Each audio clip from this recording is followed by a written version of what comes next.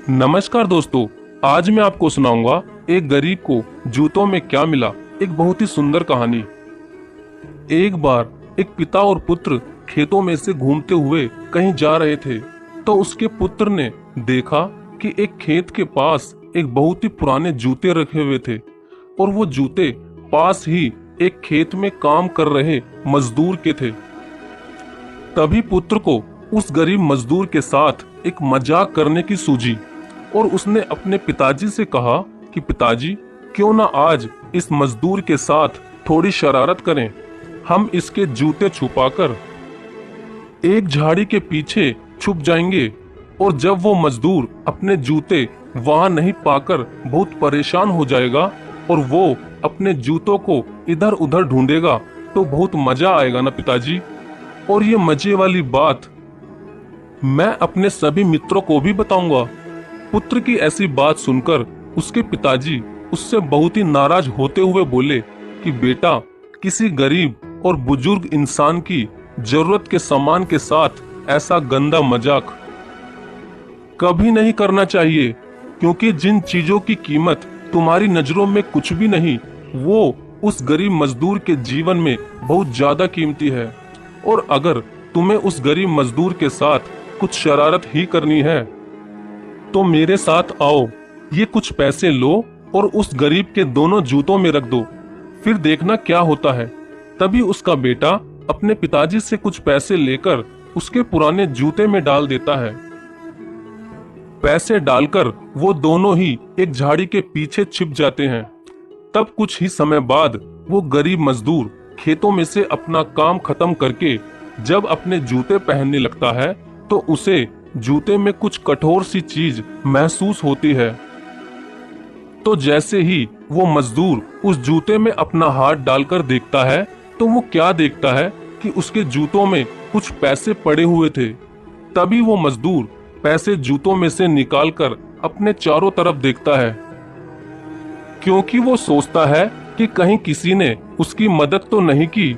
लेकिन उस मजदूर के चारों तरफ दूर दूर तक कोई भी नहीं था। तभी वो गरीब मजदूर सबसे पहले उन पैसों को अपने सिर पर लगाता है।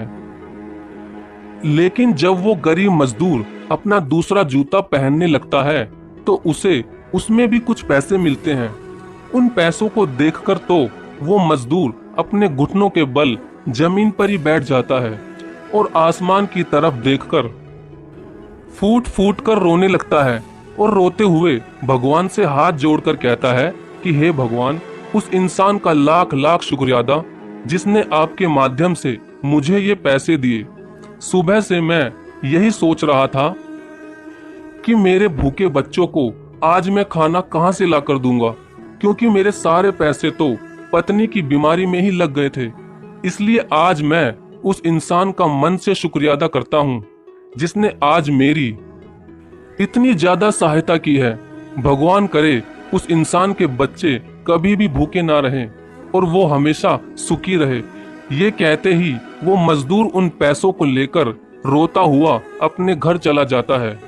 उस मजदूर को रोते देख झाड़ी के पीछे छुपे पिता पुत्र की भी आंखों में आंसू आ जाते हैं। तभी उसका पुत्र अपने पिता से कहता है कि पिताजी, मुझे माफ कर देना।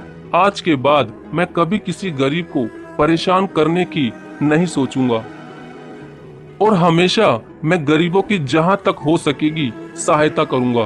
तभी उसके पिता ने अपने पुत्र के सर पर हाथ रखकर कहा कि बेटा, इंसान को हमेशा सबकी दुआ ही लेनी चाहिए, क्योंकि दुआ में जो आनंद है वो बद्दुआ में कभी नहीं।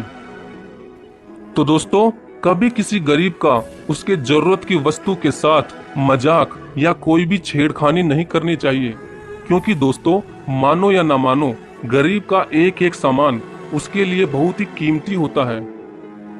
और हो सके तो हर इंसान को गरीबों की सहायता करते रहनी चाहिए, ताकि वो आपको हमेशा ही दुआएं देता रहे। अगर दोस्तों आपको ऐसी ही कहानियां सुनना पसंद है तो प्लीज चैनल को सब्सक्राइब जरूर करें। और हाँ दोस्तों, सब्सक्राइब करने के बाद बेल नोटिफिकेशन का बटन जरूर दबाएं, ताकि आने वाली वीडियो सबसे पहले आपको ही मिले। धन्यवाद।